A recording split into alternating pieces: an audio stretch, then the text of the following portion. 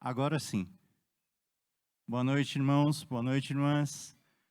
É com alegria que eu saúdo a igreja com a graça e a paz do nosso Senhor Jesus Cristo. É com alegria que nós nos reunimos como igreja para o nosso culto público ao Senhor. Saúdo também aqueles que nos acompanham pela internet. Que esse momento seja um momento de nós acalmarmos os nossos corações, de nós desacelerarmos, de nós pensarmos no Senhor, afastarmos um pouquinho o nosso tempo da nossa rotina tão corrida, da nossa rotina, das nossas preocupações e nos preocuparmos no Senhor. É para isso que nós viemos aqui. Vamos tomar um tempo em oração silenciosa. Eu vou romper esse tempo orando pelo nosso culto, mas vamos gastar alguns minutos para nós desacelerarmos, para nós pensarmos no Senhor e nos quebrarmos a nossa rotina, quebrarmos a nossa correria.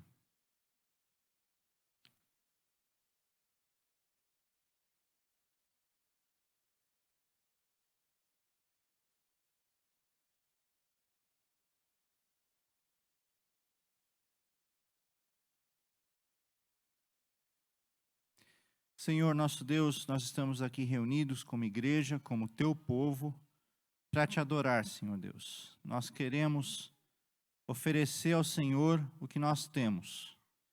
Somos pecadores, somos falhos, mas o Senhor nos salvou pela tua graça, Senhor Deus. Somos teus filhos. Nós sabemos que onde nós falhamos, o Senhor nos ampara. Onde nós falhamos, o Senhor nos sustenta. E por isso somos gratos ao Senhor. Queremos, Pai, por isso expressar essa nossa gratidão, expressar esse nosso amor pelo Senhor nesse culto, Pai. Queremos engrandecer o Teu nome, é para isso que nós viemos. Aceita, Senhor Deus, o nosso louvor, aceita. Dá que o nosso culto seja aceitável ao Senhor, Pai. É isso, esse é o desejo do nosso coração. É isso que nós pedimos nessa noite. Em nome de Jesus. Amém. Se você abrir a sua Bíblia no Salmo 103, só os primeiros versos, você vai ler assim: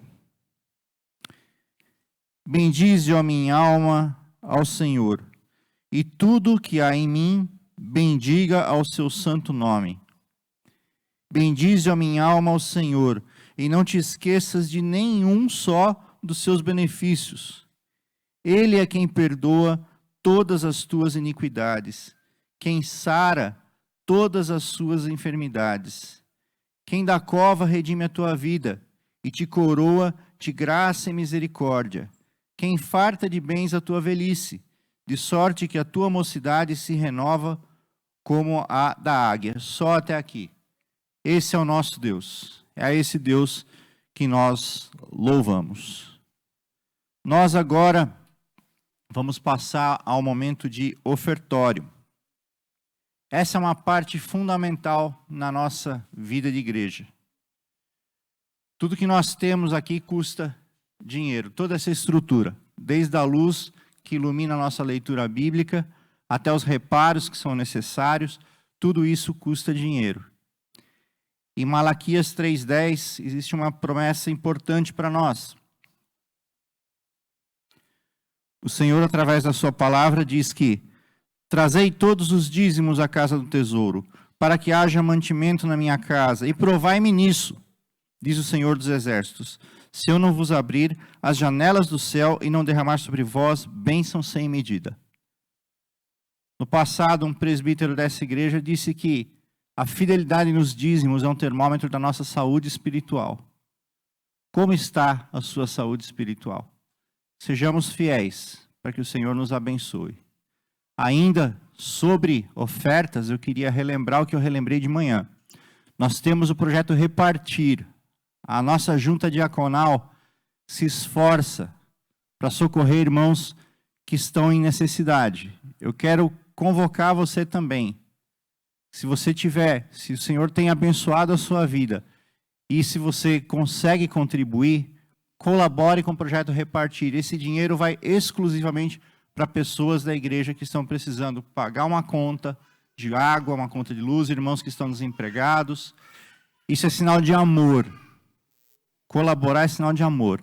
Então eu peço que, se você puder, coloque 6 centavos na sua contribuição ao repartir. Esse é um código que vai direcionar esses recursos especificamente para a junta diaconal poder socorrer esses irmãos. Vamos agora, no momento do ofertório, vamos louvar o Senhor. Boa noite, irmãos. Convido aqueles que puderem a se colocar de pé para cantar conosco.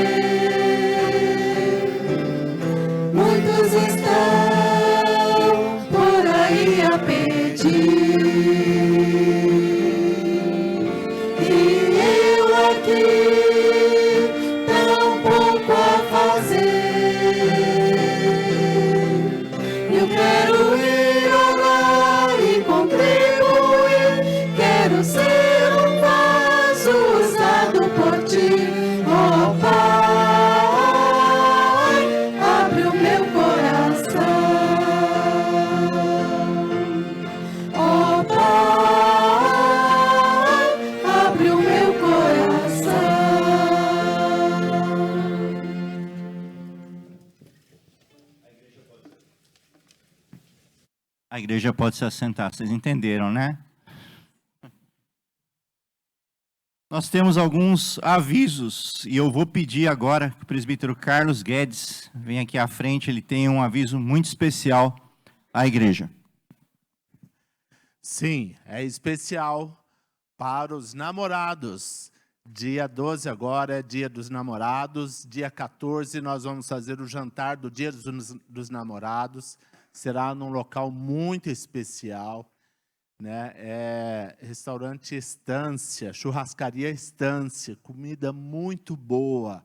Mas além de uma comida muito boa, um momento aconchegante, gostoso, né? Vai ser um momento realmente inesquecível para a sua esposa, para o seu cônjuge, para a sua noiva, para a sua namorada. Então convide,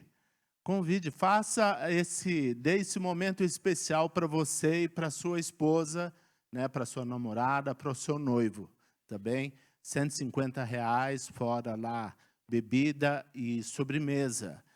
E então nós queremos reforçar, nós temos algumas vagas ainda, fale comigo, fale com minha esposa, e nós também queremos incentivar, se você quer fazer uma doação para um casal participar, fale comigo e também com minha esposa, né? Tem alguns casais que gostariam de participar e não podem, e você pode ser bênção na vida deles. Muito obrigado. Obrigado, Carlos. Ainda sobre avisos, no dia 17 de junho, no meio da semana, uma terça-feira, se não me engano, às 7h30, às 19 horas, nós vamos ter um workshop de fotografia. Nós temos irmãos que têm dons artísticos, seja na música, em outras formas de arte, a fotografia é uma delas. Se você quer servir ao Senhor, ainda que você não saiba, tem pessoas mais experientes aqui em fotografia, outras menos, mas se você tem vontade de servir ao Senhor, vem aqui.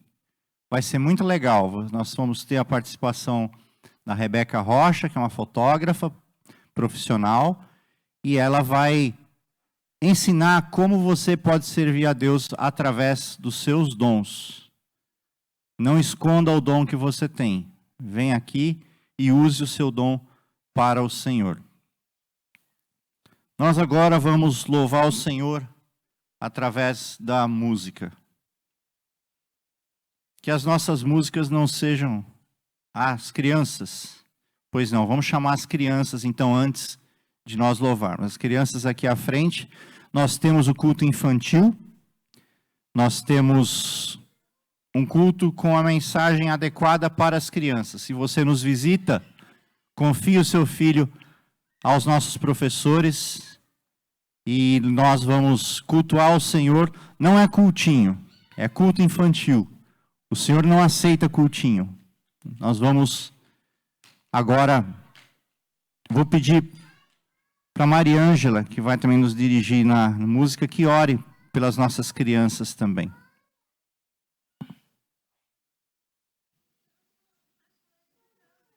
Senhor Deus, nosso Pai, estamos agora neste momento nos colocando na Tua presença, especialmente para lembrar das nossas crianças, desse momento que elas precisam também ter com o Senhor, onde elas vão cultuar o Senhor, vão aprender mais sobre a Sua verdade, sobre a Sua palavra, que possa estar entrando no coração e na mente de cada uma delas, que elas possam estar encontrando Jesus através desse culto que os professores preparam com tanto carinho. Também esteja abençoando cada um dos professores, dando sabedoria na condução desses momentos que eles têm lá, que possa ser uma bênção na vida de cada um que participa lá e que as crianças possam levar essa bênção para as famílias delas também. Esteja com eles lá, assim como conosco, durante o restante do nosso culto. Em nome de Jesus. Amém. Agora sim, nós vamos louvar o Senhor cantando. Enquanto a equipe de música vem para cá, eu queria te convidar que você não louvasse só com a boca, mas com o coração. Que as letras que nós vamos cantar sejam declarações tuas. Que você possa declarar ao Senhor que você está cantando de coração. Não só num ato mecânico, mas num ato de amor ao Senhor. Então, eu vou convidá-los novamente a se colocar em pé, aqueles que puderem, para cantar conosco. E a palavra do Senhor no Salmo 105, ela diz: rendei graças ao Senhor, invocai o seu nome, fazei conhecidos entre os povos os seus feitos. Cantai-lhe salmos, narrai todas as suas maravilhas. Alegre-se o coração dos que buscam o Senhor.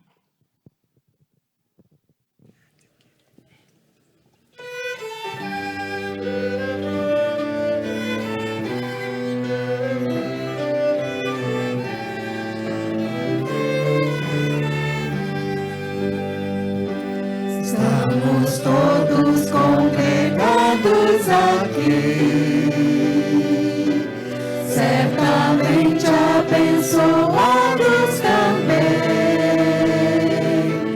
Há um clima, uma esfera de amor, uma força que se move entre nós. Algo novo Deus está por fazer com este povo a quem muito quer bem. Seu Espírito Ele vai derramar, uma igreja forte edificar, pra louvor de sua glória. Vem, Senhor, sua história escrever através da nossa vida. Teu querer desejamos, cumpre em nós os teus planos. Vem, Senhor, e reina hoje aqui. No começo, Estamos todos congregados aqui, certamente abençoados também. Há um clima, uma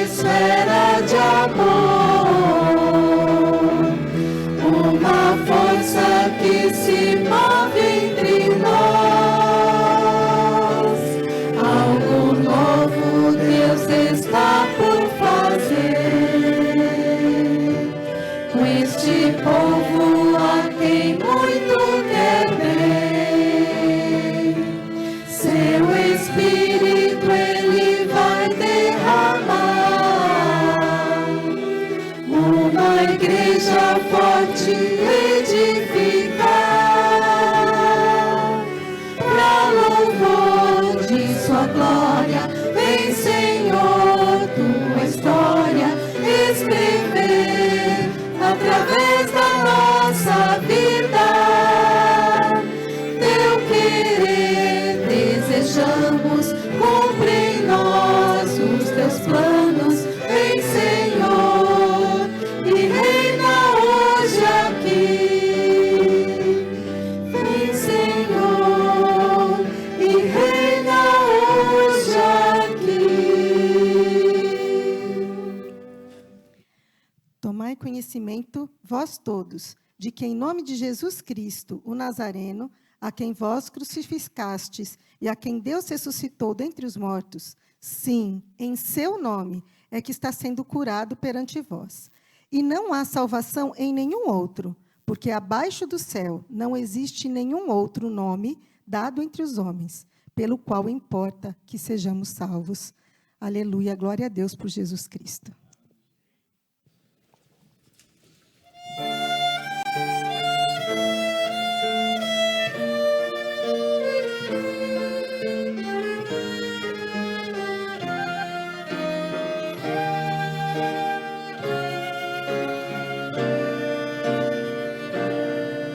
Só de ouvir tua voz, de sentir teu amor, só de pronunciar o teu nome, os meus medos se vão, minha dor, meu sofrer, pois de paz tu inundas meu ser.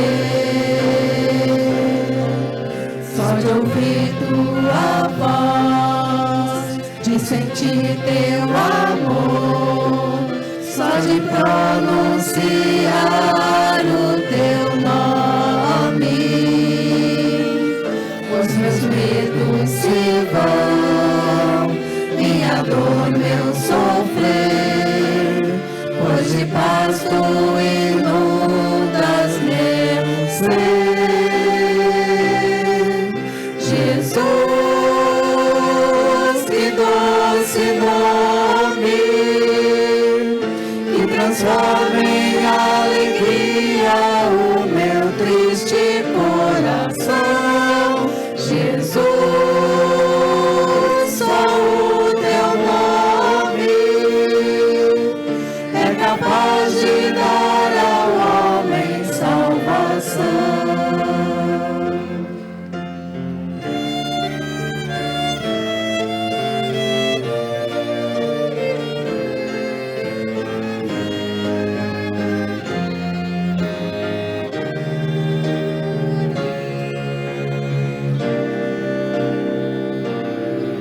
Só de ouvir tua voz e sentir teu amor, só de pronunciar o teu nome,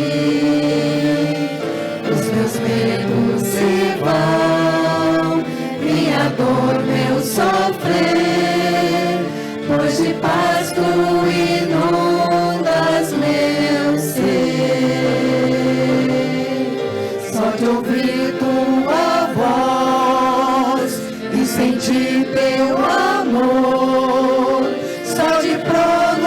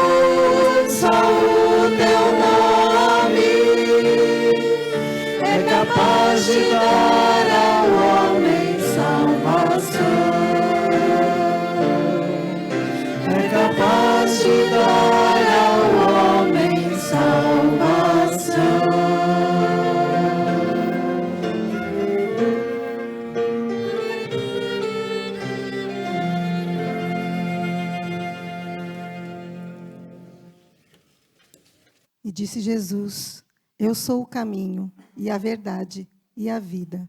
Ninguém vem ao Pai, senão por mim. E é por isso que estamos hoje aqui, para buscar o Senhor.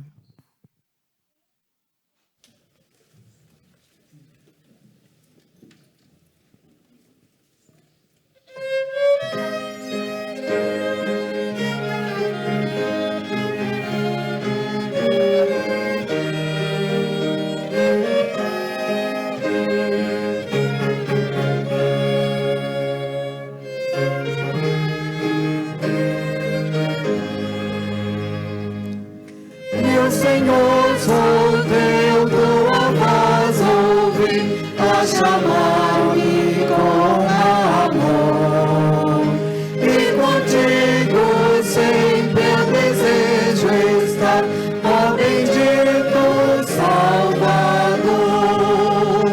Mais perto da tua cruz, quero estar, ó Salvador.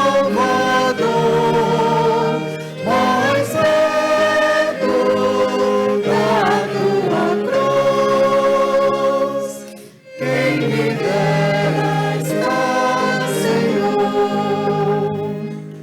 A seguir-te agora eu me decidi, constrangido pelo amor.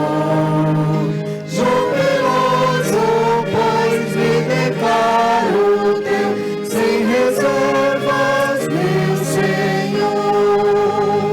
Mais perto da tua cruz, quero estar, ó Salvador. Mais perto da tua cruz, quem me dera estar, Senhor. Que delícia e gozo eu irei fluir quando junto a ti me achar, e com grato amor e singela fé meu Jesus sempre adorar. Mais perto da tua cruz, quero estar, ó Salvador. Mais perto da tua cruz, quem me dera estar, Senhor. Amém, irmãos? Muito obrigada. Podem sentar. Essa noite nos visita o pastor Jadir Siqueira. Muito obrigado, pastor. O senhor está aqui conosco. O pastor vem daqui de pertinho, ele vem de Anápolis. Ele veio de carro, de lá até aqui, para estar conosco essa noite. Nós, como igreja, somos muito gratos a ele. Pastor é pastor da Igreja Cristã Evangélica Boas Novas, de Anápolis, como eu já mencionei. E eu queria convidá-lo agora para vir aqui para nós orarmos pela mensagem que o Senhor trouxe, vai trazer para nós. Senhor nosso Deus, nós estamos aqui como irmãos, nós já oramos por esse culto, Pai, mas queremos fazer de novo. Queremos pedir que o Senhor use o teu servo para falar conosco, Senhor Deus. Que não sejam, Pai, que a palavra dele entre no nosso coração, Senhor Deus. Nos faz bons ouvintes. Prepara, Senhor Deus, o nosso coração para receber o que o Senhor tem para nós essa noite. Nós somos o teu povo. Nós te amamos, Pai, e por isso queremos te ouvir. É isso que nós te pedimos, pedindo perdão pelos nossos pecados. Em nome de Jesus. Amém. Amém. Senhor abençoe. Amém.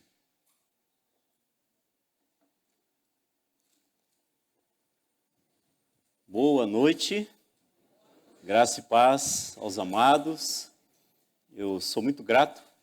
Eu e minha esposa somos muito gratos ao irmão Marcos, né? A irmã Aline, também a Ana Júlia e a Larissa, que compartilharam de uma refeição muito gostosa hoje na casa deles, no lar deles. E melhor ainda do que a refeição foi a comunhão. Ouvir, conversar e dar muita risada juntos, né? Foi um tempo muito precioso. É impressionante como aonde a gente vai, por onde a gente passa, a gente encontra sempre família, né? Família de Deus. Muito obrigado mesmo à igreja. É um privilégio estar aqui. Eu até vou ficar até o dia 12, né? O irmão Carlos Guedes me convidou aqui da frente, né? Dia dos Namorados, estância, churrasco. Não vou ficar não, né? Tem muita coisa por fazer lá. Mas muito obrigado mesmo. É um privilégio servir a igreja. Quando a gente vai para alguma igreja, a gente vai com o coração pronto a servir, em todos os sentidos. É para isso que a gente foi chamado, para servir. A gente tem que continuar fazendo aquilo que corresponde ao nosso chamado. Hoje pela manhã, nós falamos um pouquinho na Epístola de Judas. A minha esposa perguntou assim, você conseguiu passar tudo o que tinha? Eu falei, não. Um terço foi, né? A gente tem um tempo, né? E tem que ficar dentro desse tempo, e foi bom ficar dentro do tempo. Mas espero que o que foi transmitido tenha abençoado, né, alguém de alguma forma. A gente entende que a palavra de Deus sempre abençoa, né? Sempre abençoa. E hoje à noite é o Salmo 1. Salmo 1, várias pessoas dizem que o Salmo 1, ele é uma suma, ele é uma síntese de todos os salmos. Ele traz de maneira concisa, mas bem delineada, os assuntos que vão ser discorridos nos outros salmos, de uma forma, claro, sintetizada. Mas o Salmo 1, muito conhecido pelos irmãos, tenho certeza, ele tem princípios maravilhosos, princípios poderosos. E hoje pela manhã, falando sobre a palavra de Deus, é como o melhor antídoto, o melhor poder de Deus para resistir aos falsos mestres, para desmascarar os falsos mestres, para escancarar a maldade desses homens. Não há nada melhor do que a palavra de Deus. E lembrando os irmãos que a palavra de Deus é o próprio Deus, é o Verbo. O Verbo estava com Deus e o Verbo era Deus, o Logos divino. Então a palavra de Deus reflete o caráter, a natureza de Deus, o plano, a vontade de Deus. Então é muito importante que nós nos aprofundemos no conhecimento do Senhor. E não há como conhecer ao Senhor de maneira mais consistente e permanente do que conhecendo a palavra de Deus. Eu mencionei hoje pela manhã que até os 21 anos eu não conhecia a palavra de Deus. Minha casa não teve Bíblia. E eu tinha sempre a impressão, por muitos anos, que nunca minha família tinha sido evangelizada. Em uma ocasião, voltando para a casa dos meus pais, e mais objetivamente com a minha mãe, que ela tinha uma memória fantástica, eu perguntei para ela, mãe, alguma vez alguém veio à nossa casa ou alguma situação, fomos evangelizados? Ela disse, bom, a gente foi convidado muitas vezes para ir para a igreja, de um ou outro, mas o evangelho não. Então, quando eu tive contato com a Bíblia, me deu uma fome de conhecer essa palavra. A fome daquela pessoa que sai de um deserto, sem comida e depois quer comer o quanto for possível. E essa fome não acabou ainda, parece que ela aumenta, né? A gente tem certeza de que cada vez a gente sabe menos, tem muito para aprender. Eu lembro de um garoto lá na igreja, ele perguntou assim, pastor, quantos anos o senhor dá aulas? Eu falei assim, olha, uns 30 e poucos anos, né? Seminário e também na igreja. Ele falou, então o senhor sabe tudo da Bíblia? Eu não sei nada. Eu estou só aprendendo, né? Eu acho que estou no pré-primário, mas o doutorado só lá no céu. Ele falou assim, então estou frito, porque eu estou só começando, né? Falei, não, você tem uma boa perspectiva, que você é novo e está começando mais novo que eu. Você pode ir muito mais longe e pode aprender muito mais. Mas aqui está a palavra de Deus. Esse salmo é muito precioso, porque ele traz princípios para nossas vidas, princípios eternos, princípios imutáveis. E ele diz assim, bem-aventurado. Esse bem-aventurado aqui, ele é mais do que feliz. Uma tradução simples vai dizer feliz. Mas esse bem-aventurado, ele conecta uma felicidade ao bom êxito. E o próprio Salmo mais abaixo vai dizer isso. Bem-aventurado significa bem-sucedido diante de Deus. Bem-sucedido é aquele que alcançou o propósito de Deus para a sua vida. Então ele é muito feliz. É mais ou menos a expressão de mais que vencedor. Para fazer uma analogia aqui, facilitar o entendimento. Então, como é que é alguém mais que vencedor? Como é que é alguém mais que feliz? É aquele que alcançou êxito na sua carreira cristã.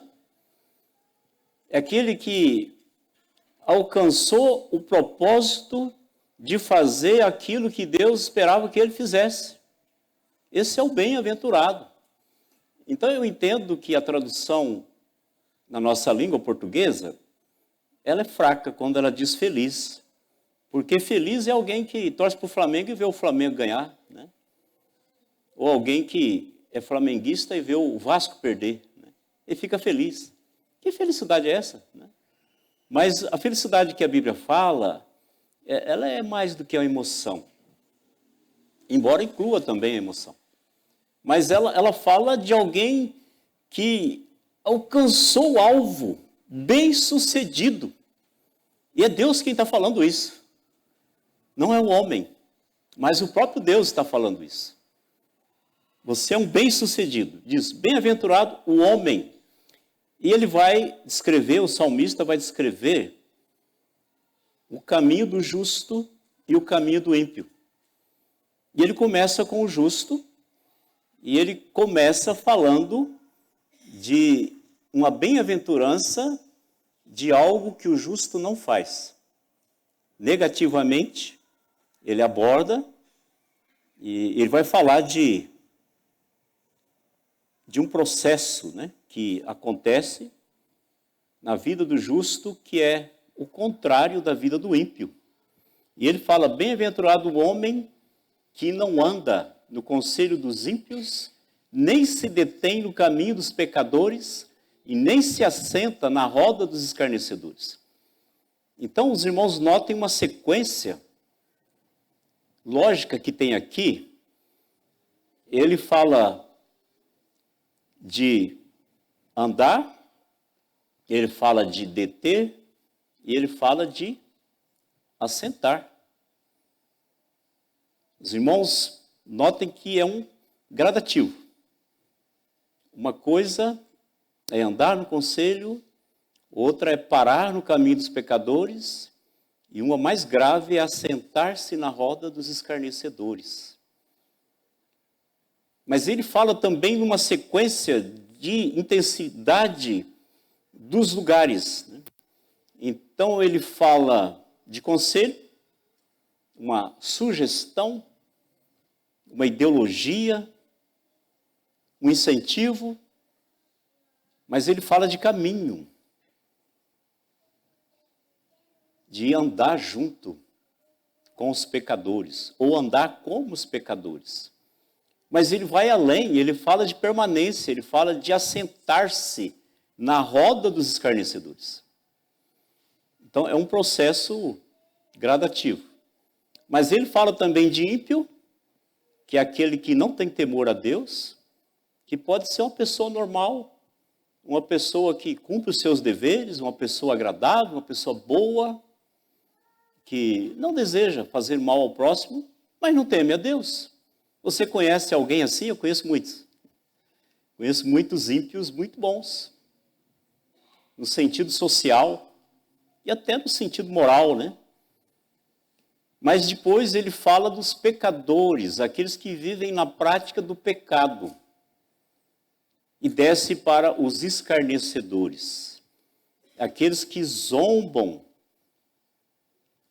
da palavra de Deus, zombam daqueles que andam com Deus, zombam da verdade de Deus. Mas a afirmativa é que o homem bem-sucedido, o homem bem-aventurado, é aquele que não anda no conselho dos ímpios, nem se detém no caminho dos pecadores, nem se assenta na roda dos escarnecedores. Então, aquela sugestão que vem dos ímpios não serve para ele, porque ele não é ímpio.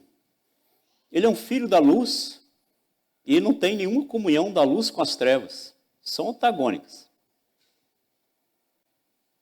Ele não vai parar no caminho dos pecadores, ele não vai viver na prática daquilo que um pecador vive. E muito menos ele vai assentar-se na roda dos escarnecedores. Aqueles que zombam, ironizam, brincam com coisa séria. Me lembro que logo após a minha conversão, veio aquilo que é natural, né, num novo convertido, de querer falar para todo mundo que Cristo fez, de contar para todos. E eu trabalhava num lugar um tanto difícil, né, com os colegas, e eles me conheceram antes da conversão. E agora eu era um convertido. E eu tinha que falar. Por vários anos, aquela paixão de falar a todo momento, em todos os lugares. E eles começaram a brincar comigo, né? Ó, já vem o pastorzinho, já está querendo ensinar alguma coisa para nós. Era uma ironia, né? Porque é aquela paixão de uma pessoa que foi transformada por Cristo. E não tem como deixar de falar aquilo que está no coração. E alguns eram zombadores mesmo. Alguns usavam de palavras indevidas, né? De até malícia, se referindo a mim. Mas eu ficava alegre com aquilo, de uma certa forma sentir que havia uma certa perseguição, né? Porque o crente que se acomoda não incomoda. Mas o crente que incomoda nunca se acomoda. Ele incomoda porque a luz incomoda as trevas. E isso é um termômetro na vida do cristão. Quando ele deixa de incomodar as trevas, ele está ficando um pouco parecido com o ímpio. Mas bem-aventurado, né, um bem-sucedido é esse homem que não anda no conselho, não se detém no caminho, nem se assenta na roda dos escarnecedores. Então, notem que é uma gradação também, né? Na questão da pecaminosidade de tais pessoas. Mas há uma razão muito forte para que isso não aconteça.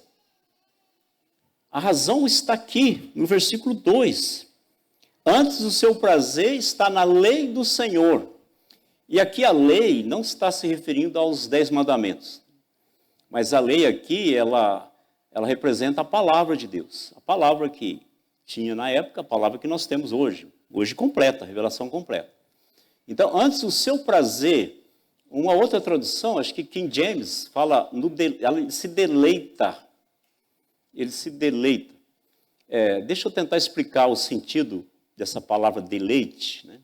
Deleitar-se. Deleitar-se significa um mineiro que ganhou um queijo desse tamanho e foi dito que só ele vai comer aquele queijo. Não sei se tem mineiros aqui, né? Mas imagina a felicidade desse mineiro. Ele ganha um queijo e o queijo é só para ele.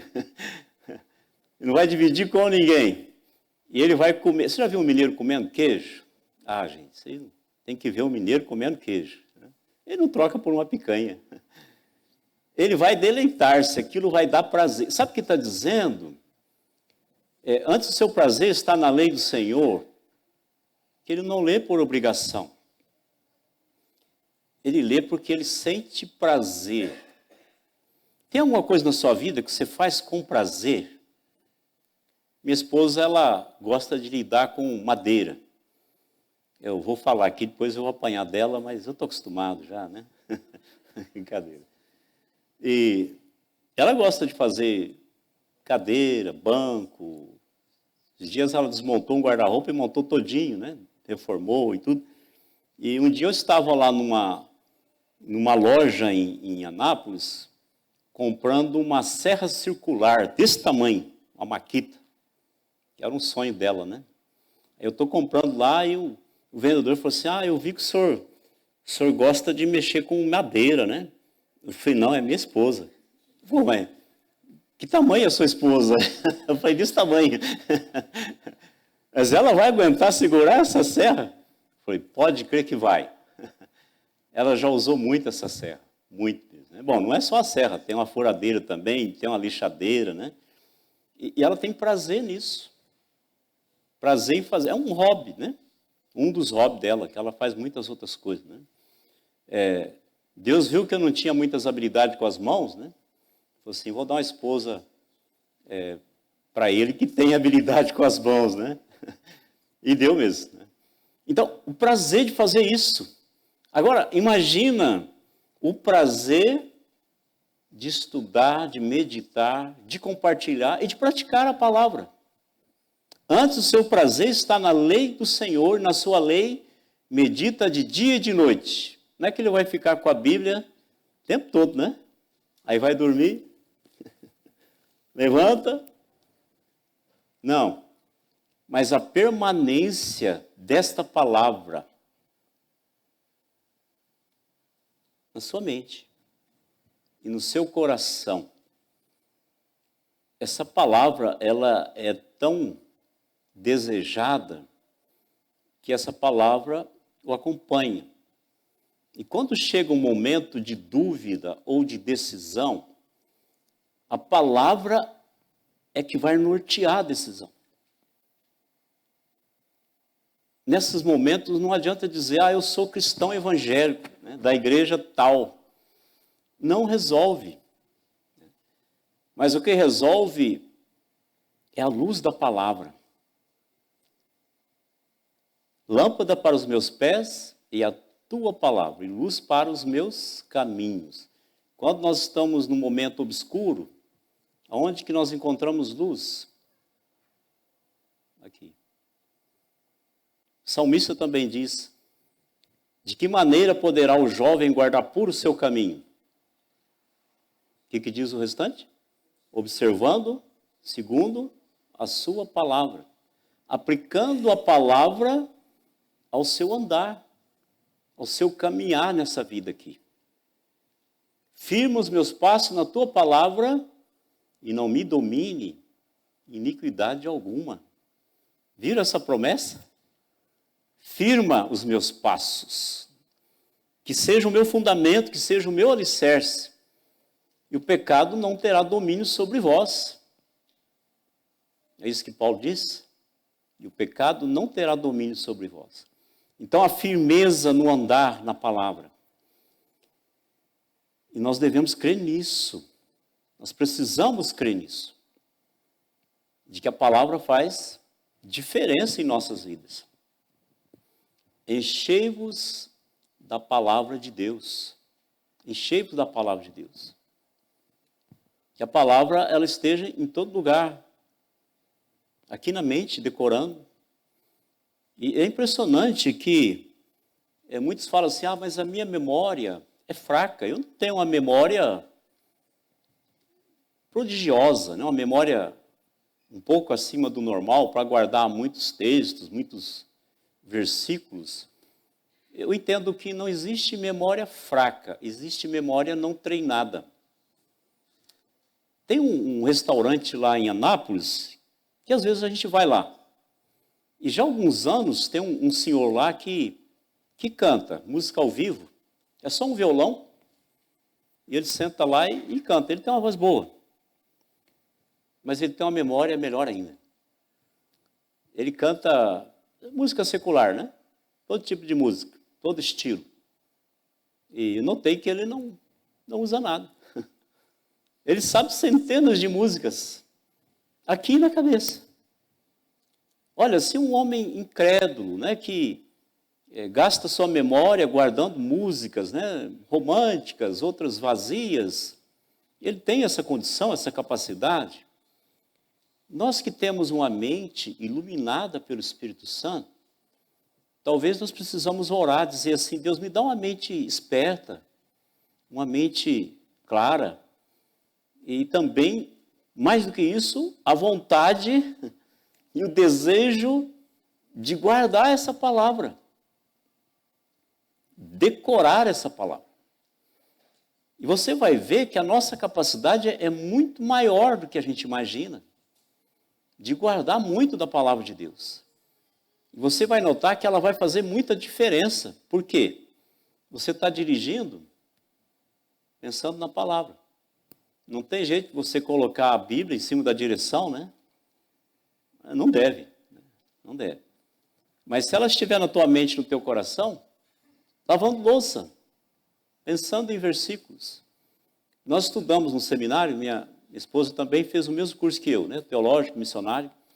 Nós estudamos num seminário que havia propósito de decorar muitos versículos, quinzenalmente. Eram muitos mesmo. E tinha que recitá-los diante de um líder, né? De um professor. E até os que diziam que não tinham boa memória decoravam, porque era uma tarefa, né? Era algo para ser. Lá no CTCEB eles fazem uma leitura bíblica no começo do semestre. A leitura contínua. E é bem intenso. Mas talvez para alguns irmãos que chegaram lá no seminário, é a primeira vez que leu a Bíblia todinha. Foi ali no seminário. Eu tenho um pastor amigo que já leu a Bíblia capa a capa 70 vezes. 70 vezes. Claro que ele lê de outras maneiras, mas ele já leu 70 vezes, capa a capa. E é novo, não é tão velho não. Ele é perto da minha idade, né? É por isso que eu falei que é novo. Ele não é um Matusalém, né? Ah, bom. Mas antes o seu prazer está na lei do Senhor, na sua lei medita de dia e de noite. A palavra ocupa o seu pensamento, a palavra alega o seu coração. Ele tem prazer na palavra de Deus. E isso evita que ele ande no conselho dos ímpios, se detenha no caminho dos pecadores e se assente na roda dos escarnecedores. Essa palavra, ela é viva. Ela é como espada de dois gumes que penetra até dividir juntas e medulas, alma e espírito, as intenções do coração. É esta palavra de Deus. A gente tem que entender que a Bíblia não é um livro qualquer. Ela veio de Deus, ela é inspirada, inspiração verbal e plenária, tudo que Deus queria que fosse escrito, foi escrito. E o que Ele não queria que fosse escrito, não foi escrito. Então ela é poderosa.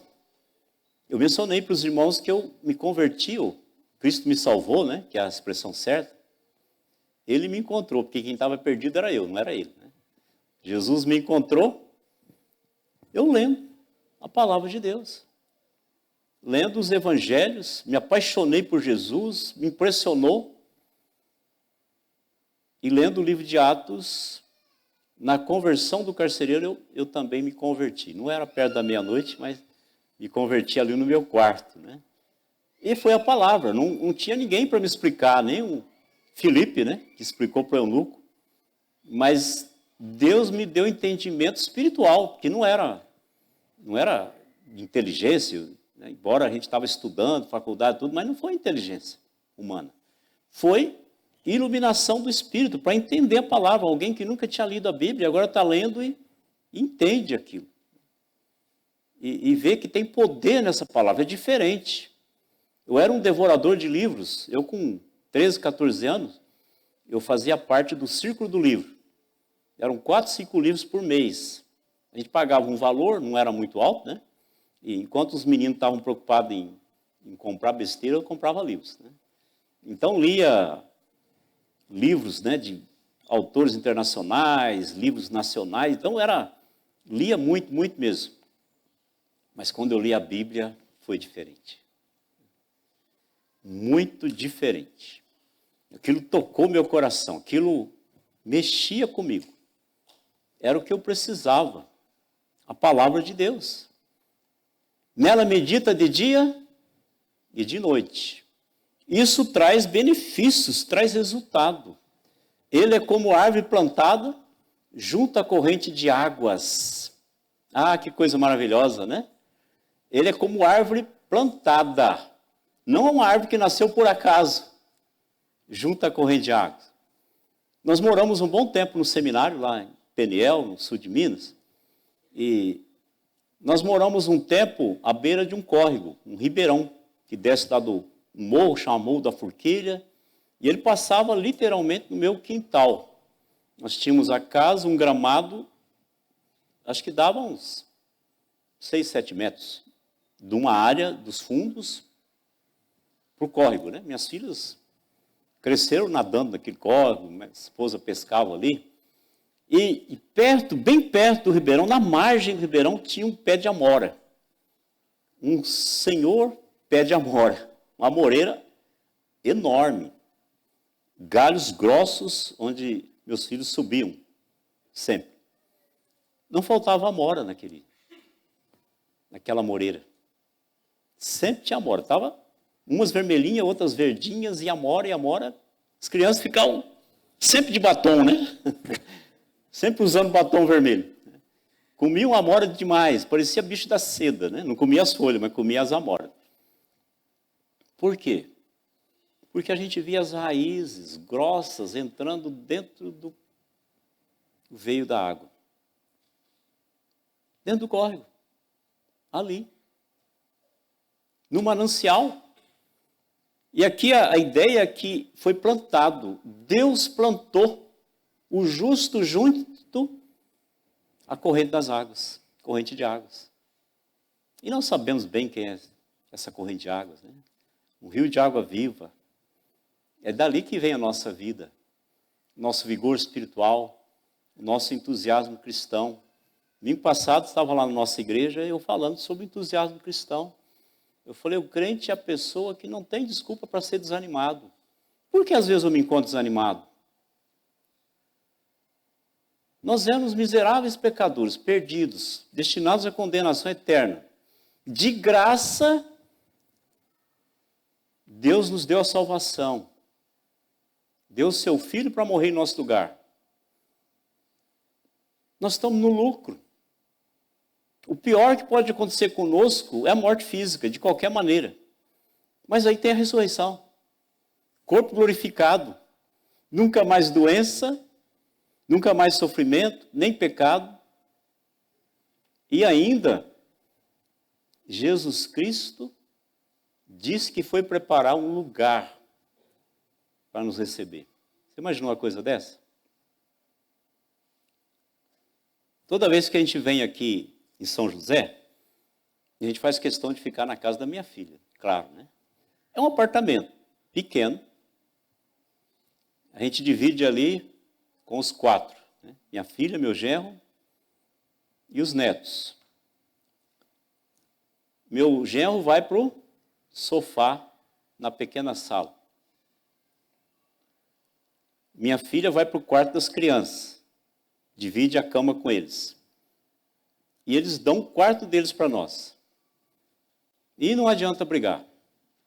Não adianta brigar. Eles vão dar a cama deles para nós, né? E a gente constrangido, mas aceita porque sabe que isso é amor. Isso é querer receber bem. Então eles preparam para receber bem a gente. E eu estou lá no 5 estrelas, né? Cercado de amor ali naquele pequeno apartamento. Agora, pense os irmãos, Cristo sendo Deus que nos ama, e até deu a sua vida por nós, está preparando um lugar para nós. Já pensou nisso? Como é que vai ser isso? Nem olhos viram, nem ouvidos ouviram. Você nunca viu uma coisa tão bela, tão bonita, mas ouviu falar. Não. Igual lá, não. Nem jamais penetrou em mente humana o que Deus tem preparado para aqueles que o amam. Já pensou? Entusiasmo cristão. Nós estamos de passagem por aqui. Aqui não é a nossa pátria.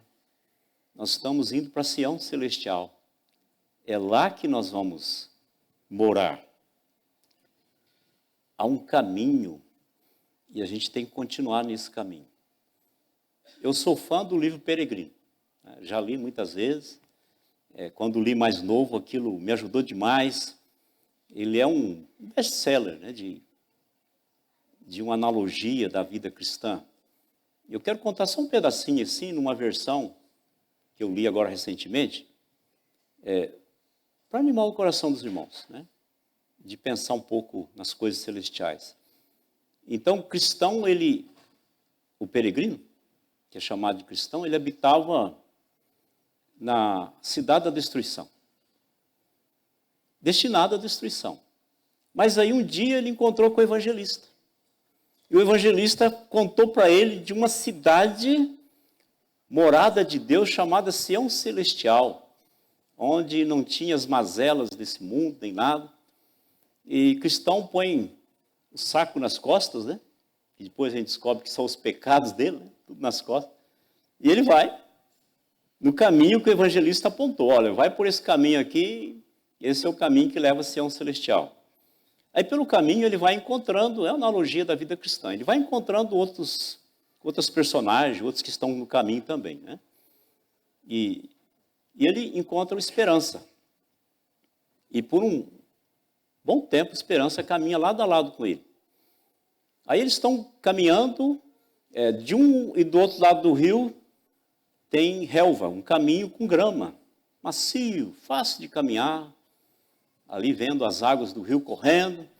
E eles estão indo, e em um certo momento ele começou a perceber que eles estão indo no prado ali, caminhando, e tem um pequeno muro, e ali onde eles estão caminhando, começa a ficar pedregoso, buracos, pedras, começa a machucar os pés, e cristão começa a notar que do outro lado do muro, o caminho é de relva.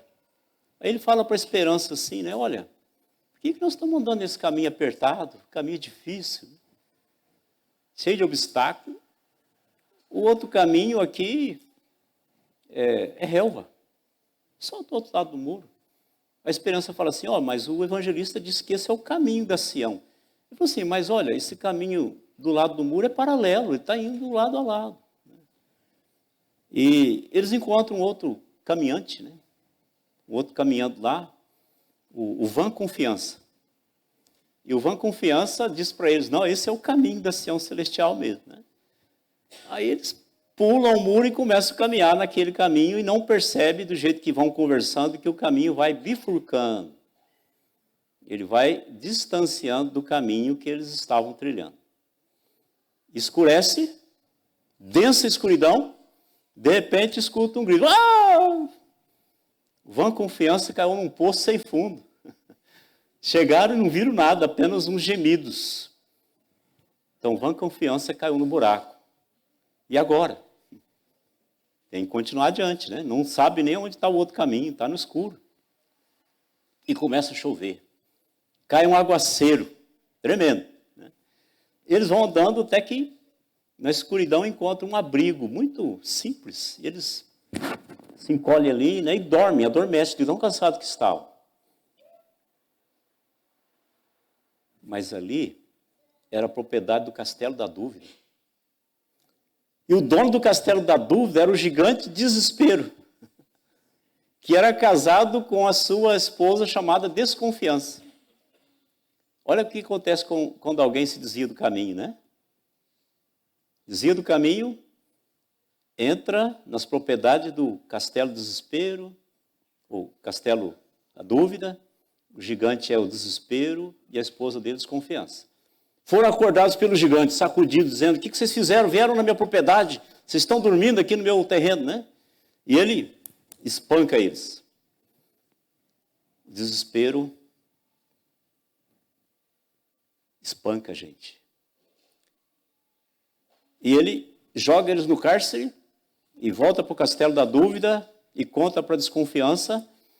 E ela disse assim, olha, esses dois aí não são de confiança. Você tem que dar um jeito de eliminá-los. Olha, você volta lá amanhã, né? E bate mais neles e fala para eles tirar a vida deles. O desespero, né, chega nesse ponto. Aí no outro dia de manhã ele foi lá, espancou de novo e falou assim, olha, vocês têm que tirar a vida de vocês. Ou com veneno, ou com a faca, ou com a corda. E deixou ele jogado lá. Aí volta para o castelo e a desconfiança sempre ali, né? Falando assim, olha, esses dois não vão conseguir escapar. Amanhã você vai e os mata. E eles estão lá, no castelo da dúvida, subjugados pelo desespero, e não sabem o que fazer. Eles estão conversando entre... Eu estou resumindo muito aqui, né? Não sabe o que fazer, e de repente o cristão lembra que dentro do seu casaco tinha uma chave. Opa, eu tinha essa chave e não lembrava. A chave da promessa. Ela abre qualquer porta. Não tem porta que ela não abra. E eles vão e abrem a porta da masmorra e continuam o seu caminho. Quando o gigante desespero chegou, no outro dia cedo, ao raiar do sol, disposto a matá-los, eles já tinham ido embora. Né? A desconfiança estava certa, eles iam fugir e fugiram mesmo. Né? Então, fique no caminho. Não saia do caminho. O caminho leva para o castelo da dúvida, cujo dono é o desespero, casado com a desconfiança. E ele é um verdugo que vai açoitar todos os dias a vida daqueles que pararam nesse castelo. Fique na palavra de Deus, não saia dela, seja uma árvore plantada junto à corrente das águas. Lá no livro de Gênesis, capítulo 49, quando Jacó começa a proferir bênçãos aos seus filhos, e é o título lá, né? Mas não é só bênção, não. Ele profere as maldições também, para alguns dos filhos, né? Que cometeram muitos pecados, muitos erros. Quando chega em José, se você olhar lá no versículo 22, Gênesis 49, 22, ele fala sobre José o seguinte: José é um ramo frutífero. Por quê? Porque ele estava plantado junto à corrente das águas. É um ramo frutífero junto à fonte. Seus galhos se estendem sobre o muro. Olha que palavra! José é uma árvore plantada junto à corrente das águas e ele produz fruto, ramo frutífero. E os seus ramos passam por cima do muro. Eu não sei como é que é aqui em São José dos Campos, mas onde a gente nasceu e viveu, um pouco mais no interior, né, mais longe da capital, quando alguém tinha uma árvore frutífera e aquela árvore estende os ramos para o outro lado, uma mangueira, uma goiabeira, né, um jabuticabeira, o que passou do outro lado da cerca é do vizinho. Não tem discussão. Né? Não é roubo nem nada. Não, aquilo é do vizinho. O galho está do outro lado. José foi alguém assim. Deus o usou para abençoar nações quando o levou ao Egito. Mesmo da forma que ele foi para lá. Abençoou as nações. Anos de seca e de fome. Inclusive a sua família. Abençoou. Então, José é um ramo frutífero, junto à fonte. José deu fruto na casa de seu pai. José frutificou na casa de Potifar. José frutificou na prisão. E José frutificou no palácio de Faraó. Mas qual era a consciência de José? José não estava perto da família. José não tinha uma igreja, não era membro de uma igreja, não tinha um pastor sobre ele. Mas quando foi tentado por aquela mulher maligna, ele disse assim: como cometeria eu tamanha maldade contra o meu Senhor e pecaria contra Deus? A consciência dele é que era diante de Deus. Não importa que eu estou aqui no Egito, estou aqui como um escravo, mas Deus está aqui. Consciência gerada pela palavra de Deus, um ramo frutífero.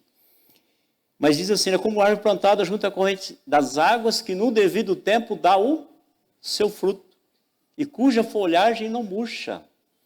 O vigor espiritual permanece, está sempre com as folhas verdes, porque as raízes estão lá na corrente das águas. E tudo quanto ele faz será bem sucedido. Bem-aventurado é o homem, bem-sucedido. Mas ele diz assim, os ímpios não são assim. Por que os ímpios não são assim? Eu vou fazer uma paráfrase antitética aqui, né? Não é uma paráfrase do texto como ele está, mas uma paráfrase antitética. Que a gente poderia ler assim, desventurado é o homem que anda no conselho dos ímpios, que se detém no caminho dos pecadores e que se assenta na roda dos escarnecedores.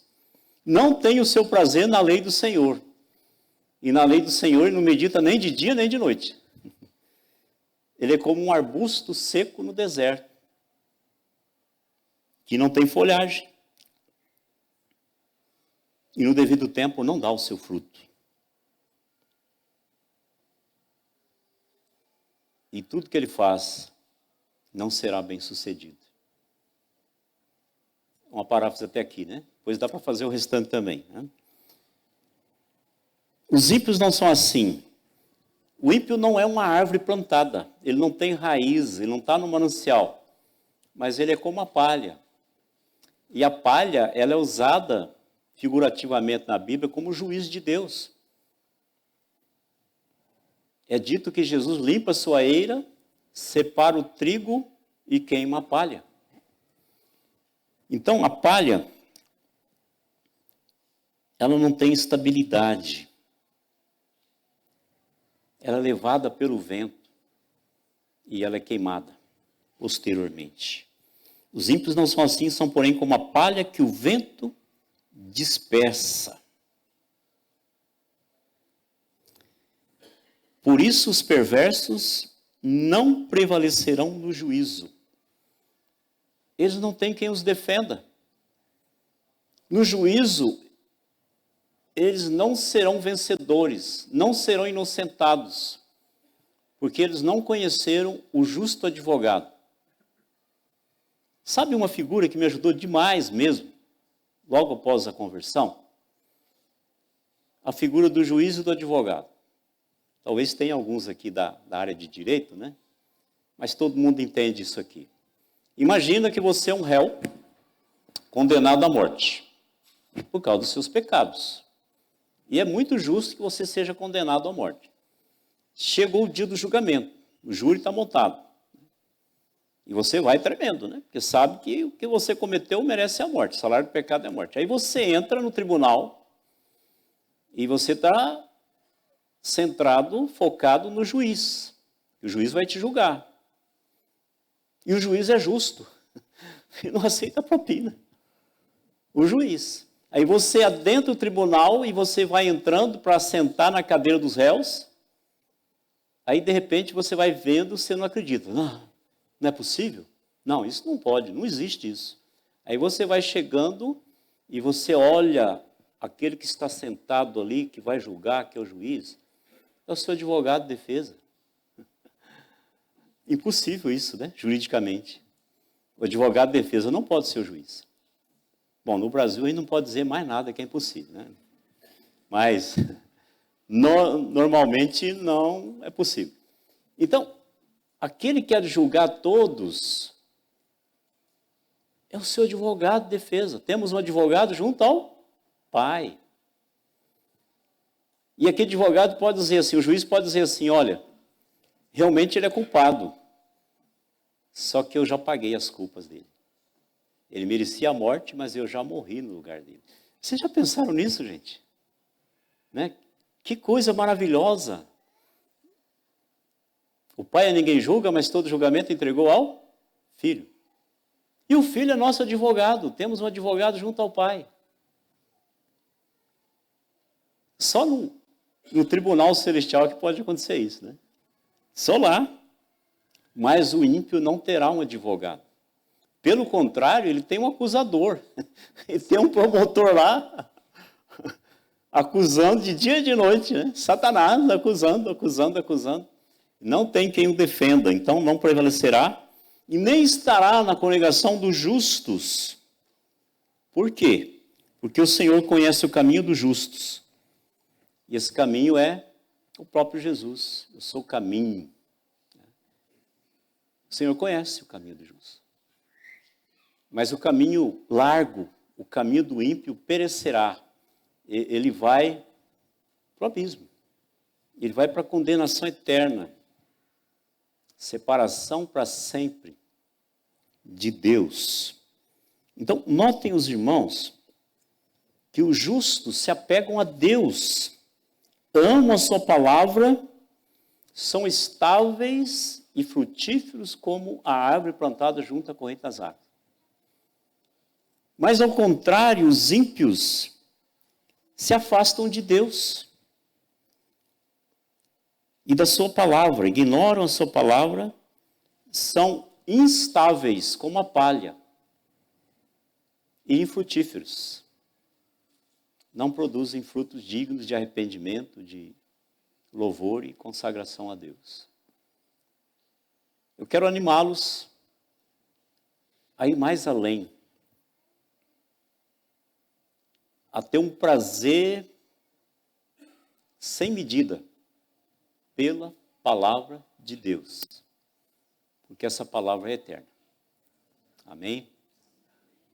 Senhor, obrigado, Deus, porque esse tesouro tão precioso que é a tua palavra, é a sabedoria que estava com o Senhor na eternidade, e ela foi revelada, ela foi escrita e traduzida na nossa língua, em várias versões.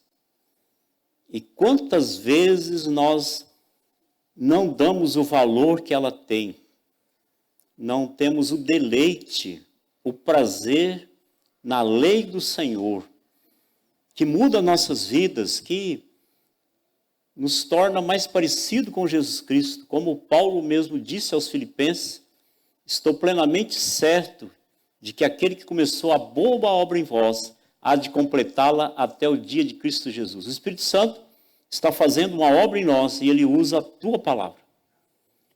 Ó Deus, nos abençoa, nos encoraje a que firmemos-nos cada vez mais nessa bendita palavra. E mais do que isso, que essa palavra seja anunciada aos ímpios, aqueles que não te conhecem e aqueles que te rejeitam. Esse é o papel nosso, o papel da igreja. Aqui, como ouvimos hoje pela manhã, do outro lado da rua ou do outro lado do oceano. Abençoa esses irmãos aqui, que continuem sendo luz, aqui nesse bairro, no centro, em todos os lugares e até os confins da terra. É isso que eu te peço, em nome de Jesus. Amém.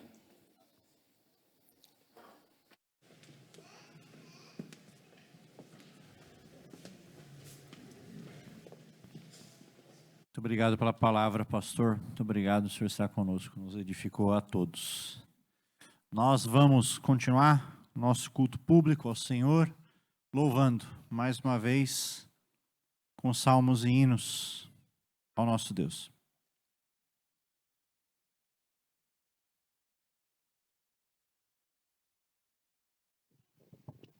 Mais uma vez eu convido aqueles que puderem se colocar de pé para cantar conosco.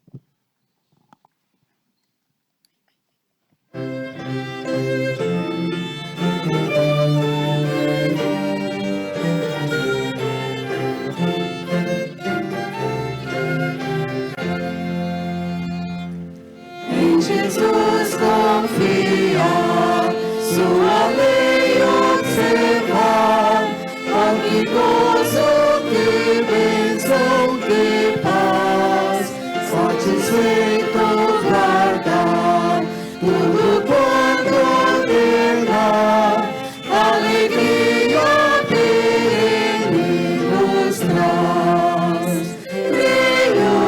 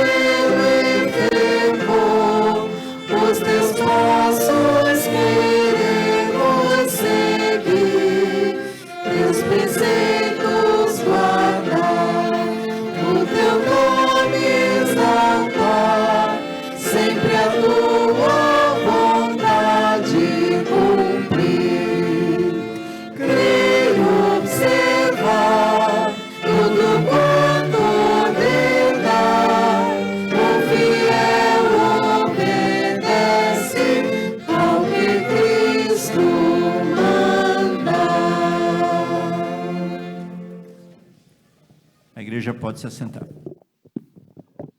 O nosso culto público já se encaminha para o seu final. Eu vou convidar o diácono Pablo, que vem aqui à frente, orar ao Senhor pela nossa semana. Enquanto o Pablo chega, nós sabemos que essa semana nós temos um caminho pedregoso pela frente. Tem cardos e abrolhos nos aguardando, mas não percamos o alvo. O nosso destino é maior do que tudo isso. Não deixemos que ninguém e nem nada nos desvie do caminho. É essa a nossa oração para essa semana. O Pablo vai orar, em seguida o pastor vai impetrar a bênção sobre nós. Oremos. Senhor bondoso Deus, amado Pai, obrigado por esse momento que tivemos aqui agora, Senhor. Obrigado que temos essa casa, Pai, para podermos, diante dela, colocar nossas aflições, as nossas dificuldades. O Senhor possa abençoar a nossa semana, que seja uma semana de vitória, que seja uma semana que o Senhor esteja presente com a gente, Pai, na nossa mesa, no nosso trabalho, nos nossos estudos. Que o Senhor seja o alvo, Pai. Muito obrigado, Senhor, porque o Senhor está no nosso meio. Te agradeço por tudo que o Senhor tem feito pela gente, pela nossa igreja. O Senhor esteja com a gente todos os momentos. Em teu nome, Senhor, oro e te agradeço. Amém. Ó Senhor nosso Deus, Tu és sempre bom em todas as coisas, em todos os momentos, em todos os nossos dias, ó Pai. Que a graça do nosso Senhor Jesus Cristo, o amor de Deus e as presentes consolações do Espírito Santo seja com todos nós que estamos aqui e com todo o povo que te pertence em toda parte. Em nome de Jesus. Amém.